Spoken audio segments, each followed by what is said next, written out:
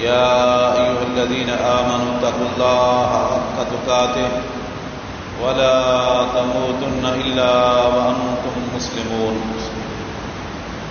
يا أيها الناس اتقوا ربكم الذي خلقكم من نفس واحدة وخلق منها زوجها وبث منهما رجالا كثيرا ونساء واتقوا الله الذي تساءلون به والأرحام إن الله كان عليكم رقيبا. يا أيها الذين آمنوا اتقوا الله وقولوا قولا سديدا يصلح لكم أعمالكم ويغفر لكم ذنوبكم ومن يطع الله ورسوله فقد فاز فوزا عظيما.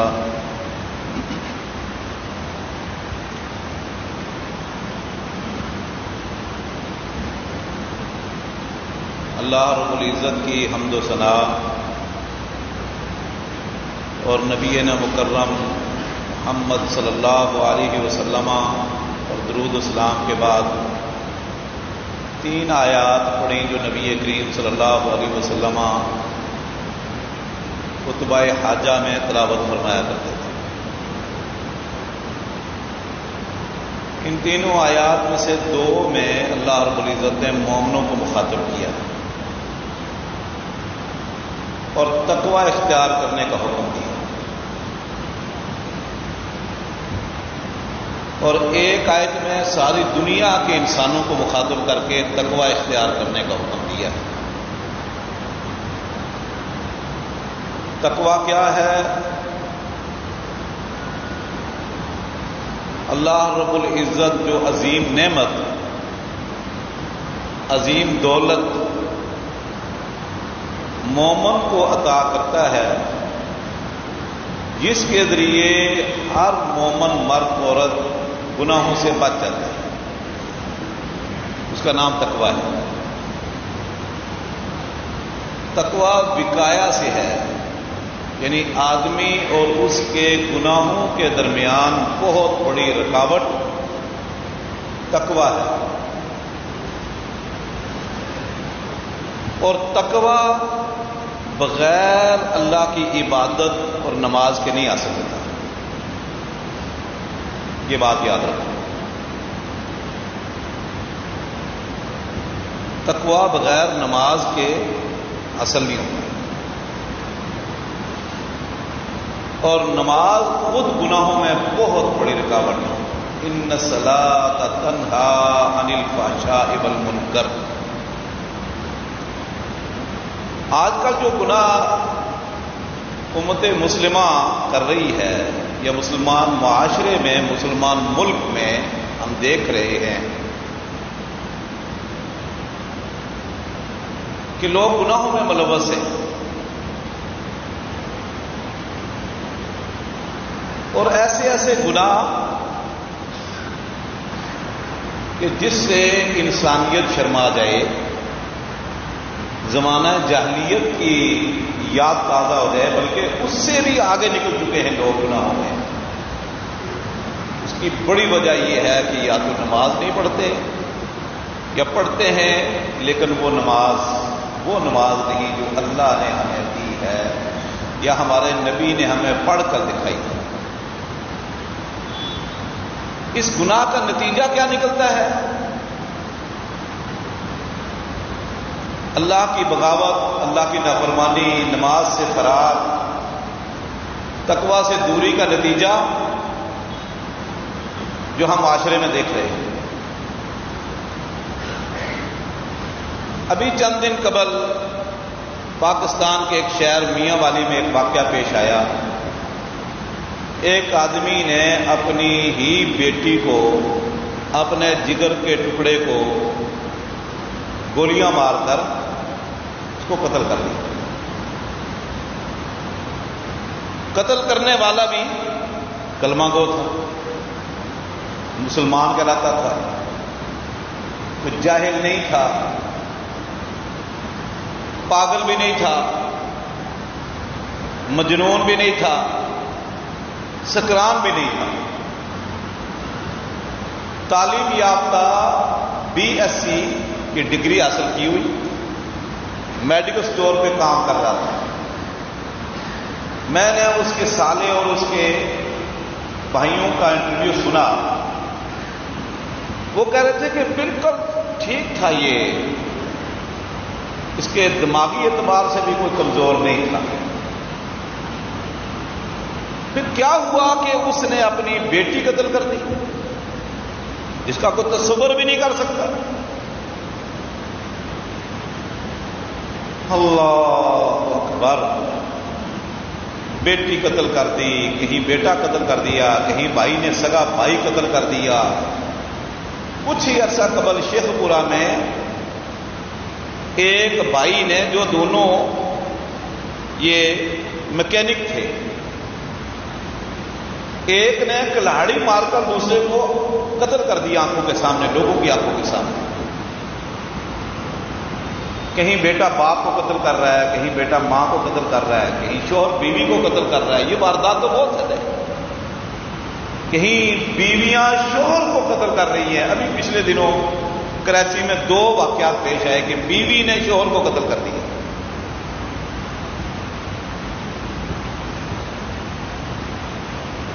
یہ سب کچھ کیوں ہو رہا ہے؟ اور خاص طور پر یہ جو بچی قتل ہوئی سگے باپ کے ہاتھوں، اس پہ ہر آنکھ اشک بار، اور لوگوں کو یقین بات ہے سخت تکلیف دہ یہ واقعہ تھا، اس میں کوئی شک نہیں۔ کچھ لوگوں نے اس کو اچھالا اور اس کو یہ قرار دیا کہ دیکھو جی مسلمان یوں ہیں، مسلمان تنگ نظر ہیں۔ لبرل لوگوں نے اسے فائدہ اٹھایا۔ آپ اس حوالے سے کتاب و سنت کی روشنی میں بہت کچھ سن چکے ہیں، پڑھ چکے ہیں۔ میں آپ کی توجہ 2-3 باتوں کی طرف مبذول کرنا چاہتا ہوں۔ یہ جو میں نے تمہید باندھی نا کہ پاکستان کے اندر بڑے بڑے گناہ، فلاں فلاں کا قتل، فلاں فلاں کا قتل، اور بیٹی باپ کیا قتل، یہ کوئی عجوبہ نہیں ہے۔ یہاں عالمی سطح پر منظم طریقے سے روزانہ بچیاں اور بچے قتل ہو رہے ہیں، لیکن کسی کو پرواہ نہیں۔ 3 قسم کے، ایک تو ہے کہ بچی پیدا ہو گئی 6-7 دن بعد قتل کر دی۔ کچھ بچے وہ قتل ہو رہے ہیں، بچے اور بچیاں، کہ ماں اور باپ دونوں ان کو قتل کر رہے ہیں مل کر منصوبے سے، اور یہ تقریباً کراچی پاکستان کے ہاسپٹل میں ہو رہے ہیں، اور دنیا میں تو بے شمار قتل ہو رہے ہیں۔ پیسے دے کے قتل کروا رہے ہیں بچوں کو۔ دوسرا، جو ناجائز اولاد پیدا ہو جاتی ہے بغیر نکاح کے، جس کی سرپرستی بھی دنیا کفر کر رہی ہے، یورپ کر رہا ہے، امریکہ کر رہا ہے، اس میں بھی بلا مبالغہ ہزاروں نہیں لاکھوں بچے قتل ہو رہے ہیں۔ مثالیں آپ کے سامنے ہیں، پاکستان میں کئی مرتبہ ایسا ہوا، خاتون حاملہ ہو گئی، خطرہ پیدا ہوا، اسپتال لے گئے، منہ مانگی رقم دے کر بچی کو قتل کر دیا۔ کیا اس پر بھی کوئی بول رہا ہے؟ اس قتل انسانیت پر کسی نے لبکشائی کی؟ کسی لبرل نے آواز اٹھائی؟ کوئی سیکولر آدمی یا تنظیم یا کوئی بھی بندہ بولا؟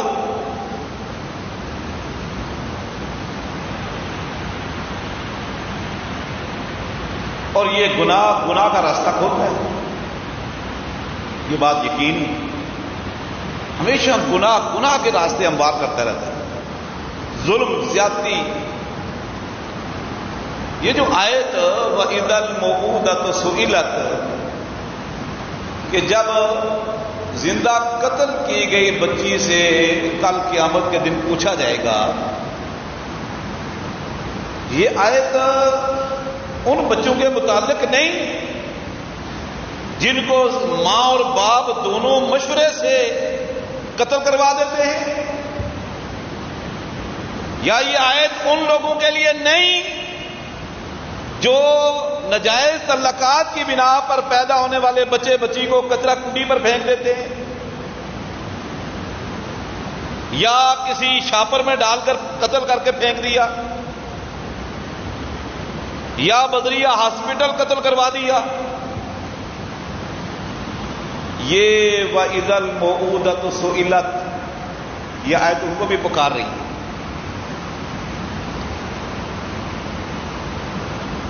اللہ کے نبی صلی اللہ علیہ وسلم نے اس کو قتل قرار دیا. بچہ جب ماں کے پیٹ میں 4 ماہ کا ہوتا ہے، پہلے 40 دن نطفہ،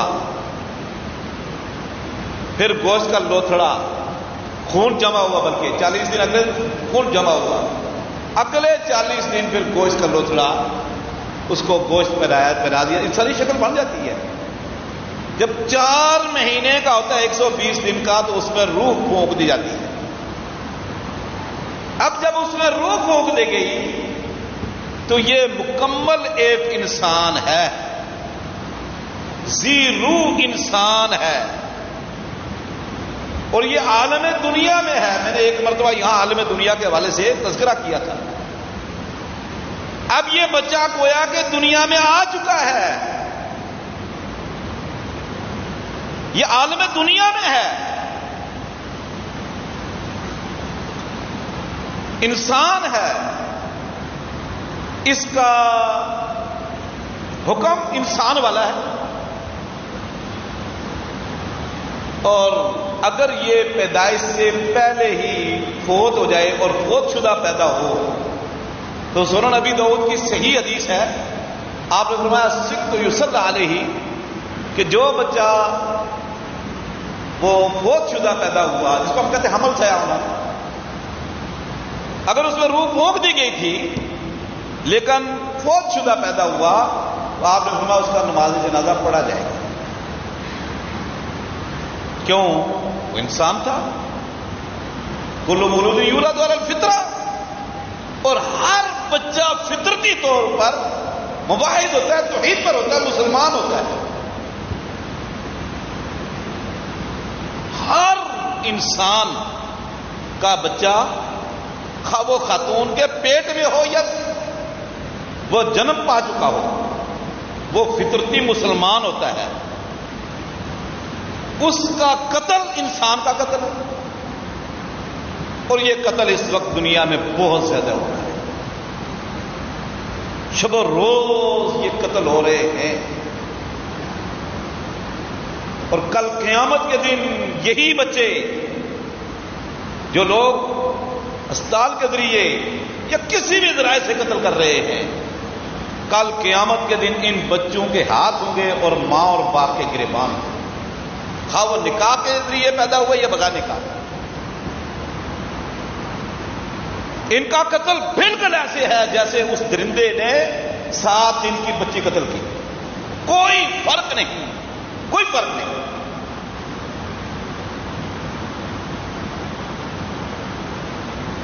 کسی بادشاہ کو، وزیر اعظم کو قتل کرنا، صدر کو قتل کرنا اور ماں کے پیٹ میں بچے کو قتل کرنا برابر ہے.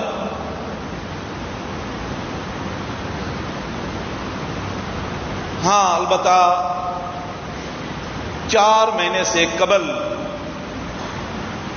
جب روح نہیں پھونکی گئی تھی تو اس وقت اس کا قتل کیسے ہے، یہ ہے مسئلہ. اور لوگ اسی کا پوچھتے ہیں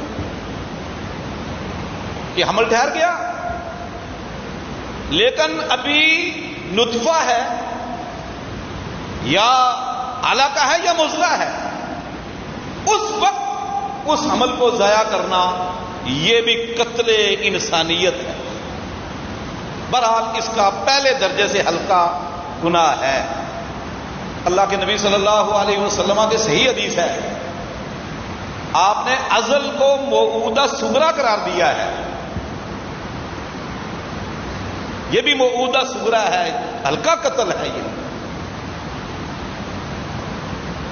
اس لیے بڑے بڑے نمازی، اپنے آپ کو نمازی سمجھنے والے، دیندار سمجھنے والے بھی یہ جرائم کر رہے ہوتے ہیں.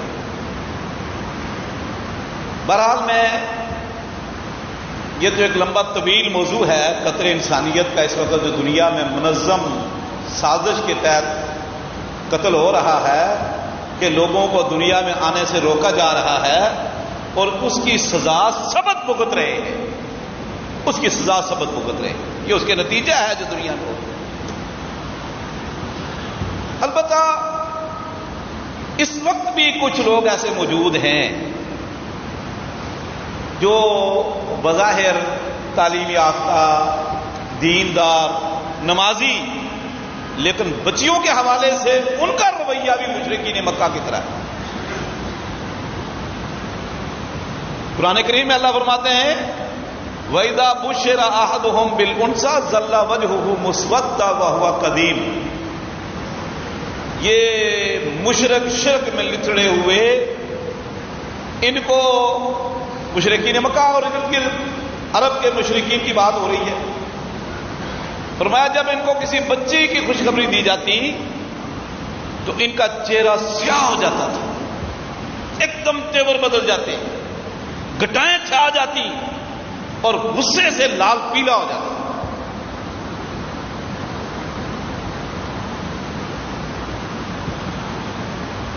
یہ کیا ہوا؟ بیٹی کیوں پیدا ہوئی؟ اللہ فرماتے ہیں یہ اب لوگوں سے چھپتا پھرتا ہے کہ میں اب اس کو زندہ رکھوں یا اس کو کہیں آنکھوں سے اوجل کروں، قتل کروں. کہ اگر زندہ رکھوں گا تو میں ذلیل و خوار ہوں گا، میری بےزتی ہوتی رہے گی. اللہ اکبر.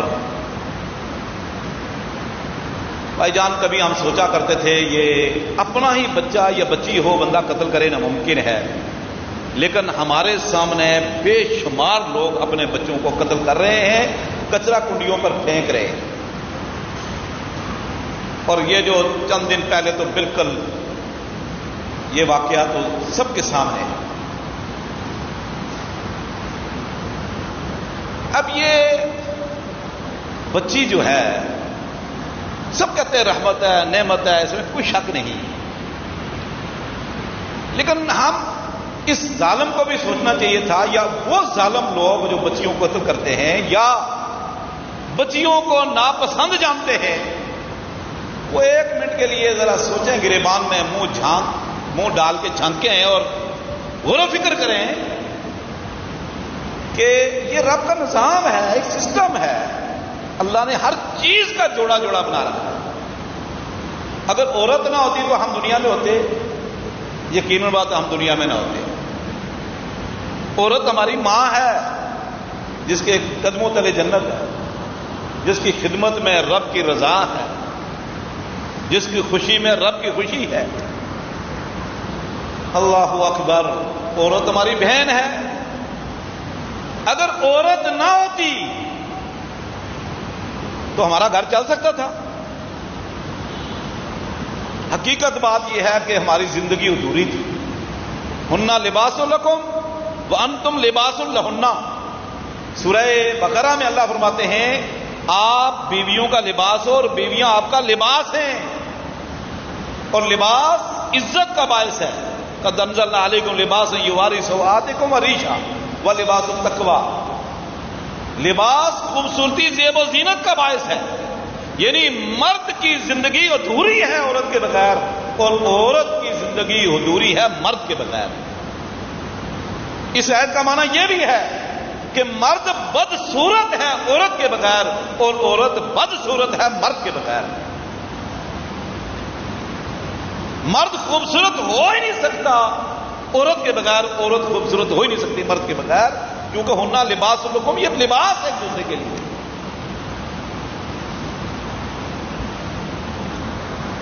اللہ اکبر. کبھی تصور تو کرے نا عورت کی کیا عظمت ہے، اور خاص طور پر بیٹی کی کیا عظمت ہے.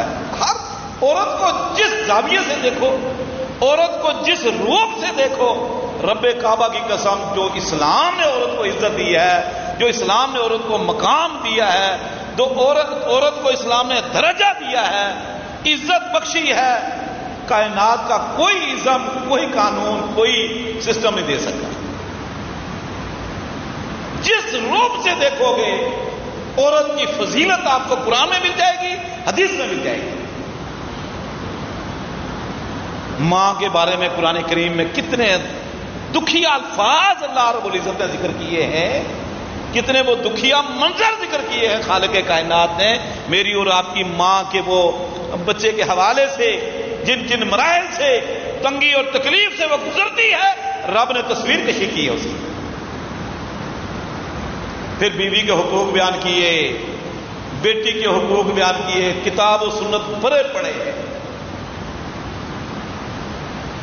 اللہ اکبر. حقوق عطا کیے عورت کو،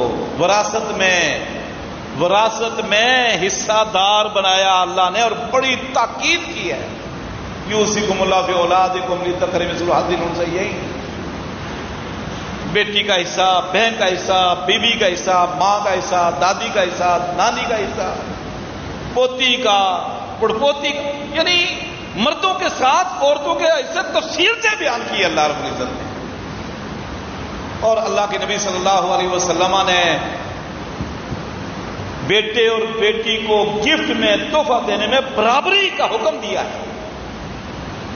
نعمان بن بشیر آگے رضی اللہ تعالیٰ عنہ، کہنے لگے اللہ کے رسول، ان کے والد آئے بشیر، کہنے لگے اللہ کے رسول یہ میرا بیٹا نعمان ہے ایک بیوی سے، تو میں نے اس کو غلام دیا ہے.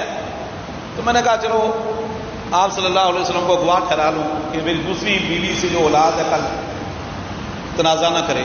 آپ نے فرمایا تو نے اپنے ساری اولاد کو یہ غلام دیا ہے گفٹ؟ میں نے کہا نہیں. تو آپ نے فرمایا تشہدونی علی الجور، اور مجھے ظلم اور ناانصافی پر گواہ ٹھہرا رہا ہے. مجھے اعدلوا بین اولادکم، اپنی اولاد میں عدل و انصاف کرو، انصاف کرو، برابری رکھو اپنی اولاد میں. اگر آپ نے اپنے بیٹے کو کوئی چیز گفٹ دی ہے تو بیٹی کو بھی اسی طرح دو، اتنی چیز دو، بالکل برابر. زندگی میں ہاں فوت ہونے کے بعد بیٹے کا بیٹی کا بیٹے سے نصف حصہ ہے، یعنی مونس کا مذکر سے نصف ہے. لیکن وہ بھی میں نے ایک مرتبہ آپ کو بتایا تھا کہ نصف نہیں، وہ بھی برابر ہے. اللہ اکبر. اللہ کے نبی صلی اللہ علیہ وسلم ہمیشہ عورتوں کی حمایت کرتے رہے. سرزنش کی کئی مرتبہ صحابہ کرام کی، کیونکہ آپ صلی اللہ علیہ وسلم خود بیٹیوں کے باپ تھے. کبھی بیٹی والے تصور تو کریں، ما کان محمد ابا احد من رجالکم. محمد صلی اللہ علیہ وسلم ہمارے پیارے نبی کو اللہ رب العزت نے بیٹی عطا کی، اور دنیا سے گئے تو ایک بیٹی پھر بھی تھی. ایک زینب عطا کی، رقیہ ہے، ام کلثوم ہے، فاطمہ ہے. 4 بیٹیاں آپ صلی اللہ علیہ وسلم نے اپنی بیٹیوں کی وہ کفالت کی، ایسی محبت دی، ایسی عقیدت دی کہ بیٹی آتی کھڑے ہو جاتے. حتیٰ کہ زینب کا بچہ فوت ہوا، آپ کا نواسا، یہ بچہ ہاتھ کو اٹھایا، وہ موت حیاتی کشف میں تھا اور آپ کے ہاتھوں میں ہی فوت ہو گئی. تو سعد رضی اللہ تعالیٰ نے فرمایا اللہ کے رسول آپ کے بھی آنسو نکل رہے ہیں. نواسا بیٹی کا بیٹا فوت ہوا، اور رحمت للعالمین کی آنکھوں سے آنسوں کی لڑی جاری ہوئی. فرمایا